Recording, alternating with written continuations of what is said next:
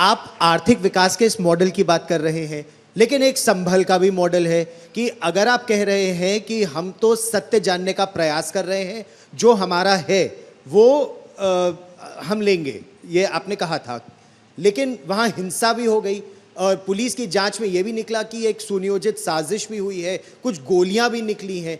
तो आर्थिक विकास का एक मॉडल और एक संभल मॉडल, तो उससे कहीं वो विकास की यात्रा एक रुक तो नहीं जाएगी? और दूसरा, क्या हम केवल मथुरा और काशी तक सीमित रहेंगे या फिर मथुरा, काशी, संभल, कल्कि अवतार का मंदिर है और भी आगे ये यात्रा जाएगी? देखिए, संभल एक सच्चाई है। संभल में पौराणिक दृश्य आप देखें, भारत के अंदर जो पुराणों की रचना हुई है, ये 5000 वर्ष पहले से लेकर के 3500 वर्ष पहले, आज से 3500 वर्ष से लेकर के और 5000 वर्ष के 1500 वर्षों के कालखंड में हुआ है।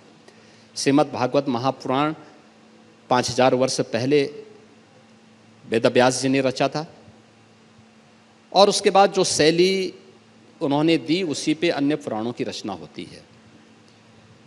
पुराणों की रचना और पुराणों में भी संभल का जिक्र है। आप मुझे बताइए, 3500 साल पहले इस्लाम का अस्तित्व था क्या? एक प्रश्न मैं ही ये पूछता हूं, था ही नहीं। इस्लाम के मूल्यों और आदर्शों के प्रति मेरे मन में सम्मान का भाव है,